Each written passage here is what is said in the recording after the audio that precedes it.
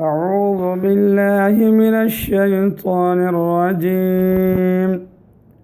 بسم الله الرحمن الرحيم.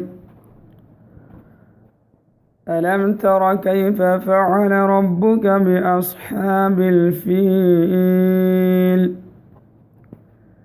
کیا آپ کو معلوم نہیں کہ آپ کے رب نے ہاتھی والوں سے کیا معاملہ کیا؟ اس استفہام و سوال سے مقصود اس واقعے کی عظمت اور ہولناک ہونے پر تنبیہ کرنا ہے۔ آگے اس معاملہ کا بیان ہے۔ أَلَمْ تَرَ كَيْفَ فَعَلَ رَبُّكَ بِأَصْحَابِ الْفِيلِ؟ Have you not seen how your Lord dealt with the people of the elephant? أَلَمْ يَجْعَلْ كَيْدَهُمْ فِي تَضْلِيلٍ؟ کیا ان کی تدبیر کو جو کعبہ ویران کرنے کے لیے تھی سرتابہ غلط نہیں کر دیا؟ یہ استفہام و سوال تقریری ہے، یعنی واقعہ کی صحت ثابت کرنے کے لیے۔ أَلَمْ يَجْعَلْ كَيْدَهُمْ فِي تَضْلِيلٍ؟ Has he not turned their plan into nullity?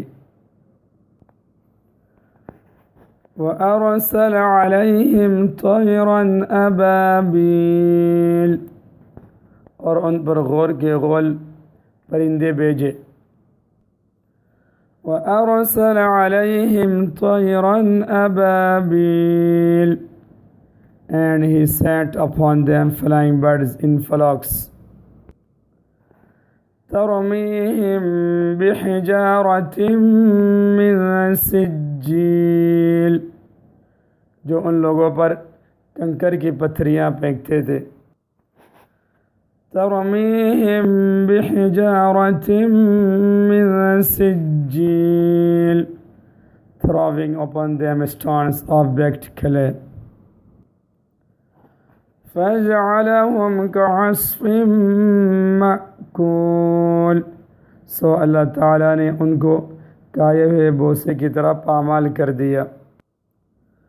فَجَعَلَهُمْ كَعَصْفٍ مَأْكُولٍ and thus he turned them into an eaten up chaff. حاصل یہ کہ احکام الہیہ کی بے حرمتی کرنے والوں کو ایسے عذاب و عقاب سے بے فکر نہ رہنا چاہیے۔ ہو سکتا ہے کہ دنیا ہی میں عذاب آ جائے جیسے اصحاب فیل پر آیا، ورنہ آخرت کا عذاب تو یقینی ہی ہے۔